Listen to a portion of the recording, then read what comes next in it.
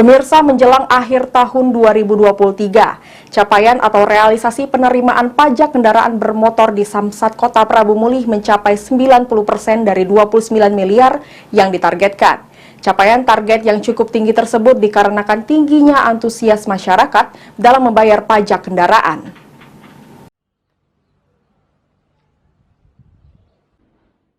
Sejak diberlakukannya pemutihan pajak kendaraan bermotor di Provinsi Sumatera Selatan, penerimaan pajak di kantor UPTB Samsat Kota Prabu Mulih memasuki akhir tahun mencapai 90,7% atau sebesar 26 miliar 518 juta rupiah dari target sebesar 29 miliar 236 juta rupiah.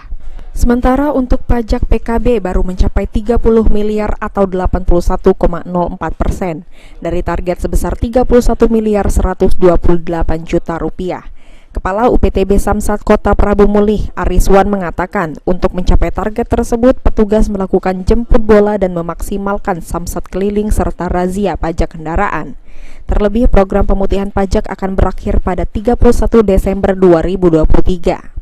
Sedangkan untuk target BBNKB yang ditargetkan 29 miliar dari pemerintah Provinsi Sumatera Selatan, sejauh ini sampai dengan triwulan ketiga sudah terrealisasi sebesar 29 miliar atau 90,7%. Alhamdulillah nanti kami bertarget, insya Allah nanti di akhir triwulan keempat atau di Desember tahun ini, itu kami akan melampaui target sebagaimana tahun-tahun yang sebelumnya.